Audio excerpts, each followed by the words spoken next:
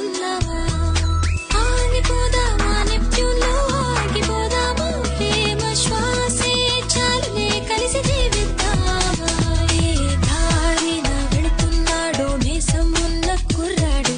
అల్లరివాడు అందగాడు అప్పుల్లాగా ఉంటాడు ఏ కాలేజీకి వెళుతున్నాడు నన్ను తాకిన పరికిణి